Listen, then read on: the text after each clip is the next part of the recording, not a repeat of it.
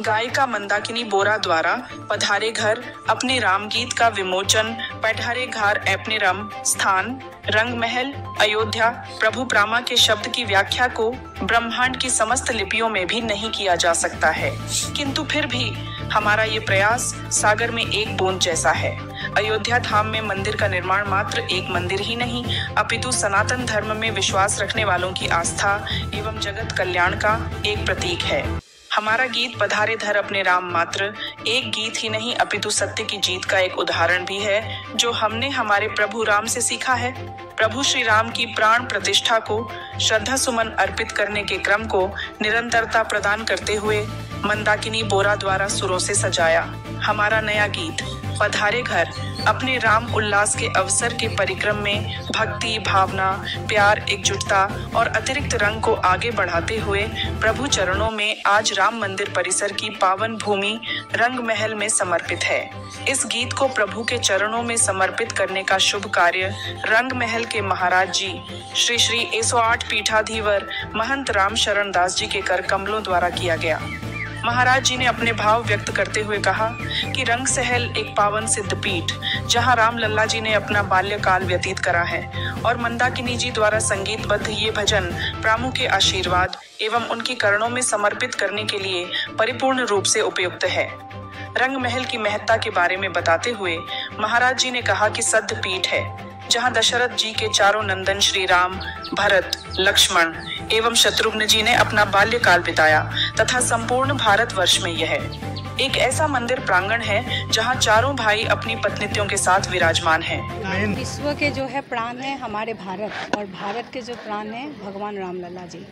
भगवान रामलला जी के जो प्राण प्रतिष्ठा हुए हैं, इसी उल्लास में तब से अभी तक हम तो मनाए जा रहे हैं, क्योंकि हम हर महीना भगवान राम के चरण में एक एक भजन उनके चरण में प्रस्तुत किए जा रहे हैं और उनके चरण में हम समर्पण किए जा रहे हैं। ये रामलला के प्राण प्रतिष्ठा के ऊपर, रामलला के ऊपर ये भजन को लिखाया गया और इनको म्यूज़िक जाबी जी ने बनाया और मैंने राम जी की कृपा से गाने की कोशिश की।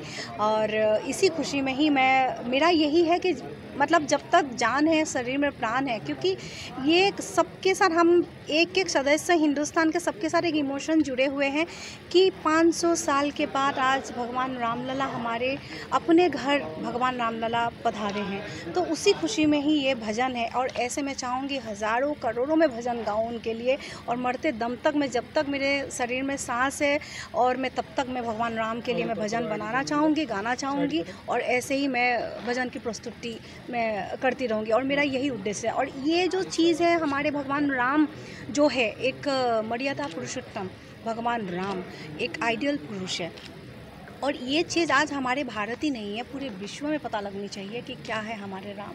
तो यही एक कोशिश है कि चारों तरफ कोने कोने में हम इसको प्रचार कर पाए भजन के द्वारा। अभी तक कितने अयोध्या क्योंकि ये भगवान राम के पावन भूमि, और मैंने क्या चुना, मैंने तो खाली सोचा कि भगवान राम काश मुझे बुलाए और उनके पावन भूमि में मैं भगवान के चरण में इस भजन को अर्पण करूं और इसको लॉन्च करूं। और ये सब कुछ भगवान राम करवाए हैं, मैं कुछ भी नहीं हूँ करने वाली, उन्हीं की कृपा से वो सब कुछ वही करवा रहे हैं। अब तक कितने भजन आपके आ चुके हैं? आप मेरे मंदाकिनी बोरा यूट्यूब चैनल पे जाइए और भजन आपको बहुत सारे मिलेंगे, कान्हा कान्हा से लेके अभी तक के काफ़ी भजने हैं, और आप सभी लोग सुनेंगे मेरे चैनल पे जाके, तो बहुत सारे भजन बनाएंगे।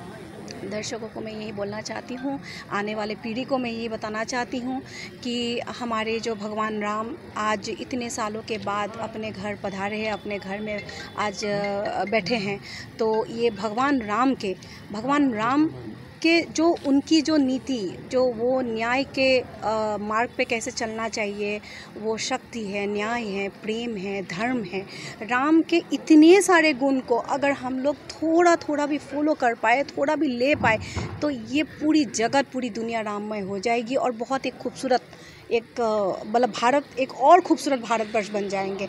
तो यही चीज़ मैं बताना चाहूँगी। ठीक जी। किन भावनाओं को लेकर म्यूज़िक में क्या जी? संगीत, सबसे पहली बात तो कि राम जी की मंदिर निर्माण हुआ है, तो उसके लिए भाव तो चाहिए, उसके लिए बहुत ज़रूरी चाहिए कि भाव होना चाहिए। तो बस मंदाकिनी ने मुझसे कहा कि पहला भजन हमने इनका किया जय सिया राम, उसके बाद में फिर इस भजन के लिए कंप्लीट, तो मैं बहुत खुश हुई इस चीज़ को लेकर के, मुझे इस चीज़ के लिए चुना गया है और मैं एक के बाद एक राम जी का भजन, कृष्ण जी का भजन प्रस्तुत कर रहा हूँ, दे रहा हूँ, कंपोज कर रहा हूँ, म्यूज़िक दे रहा हूँ। भगवान राम का एक बिल्कुल करते ही रहेंगे।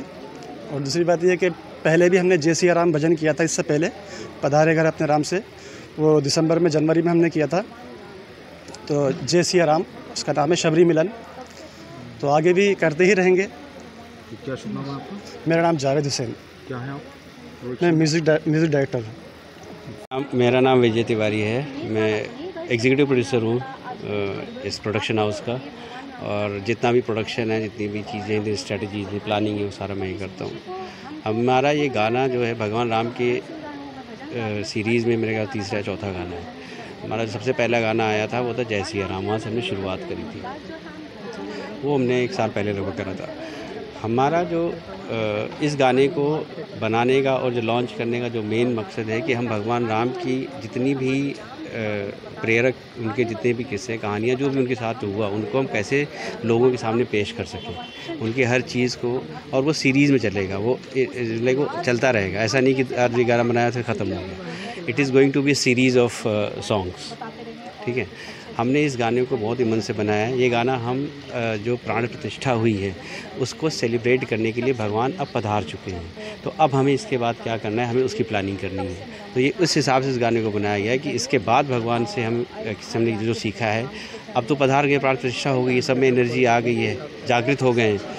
तो अब उस जागरण का हमें कैसे अपनी ज़िंदगी में उसको उतारना है, कैसे करना है, वो उसके लिए गाना बनाया गया। उसके बाद उनकी कथाओं को, उनकी जो भी हुआ, सारा पूरा उनका रामायण का जितना भी पार्ट है, उसको हम एक एक करके लाते रहेंगे और जनता के सामने, लोगों के सामने पेश करते रहेंगे। संगीत की तरफ से विजय तिवारी, मैं एग्जीक्यूटिव प्रोड्यूसर हूँ।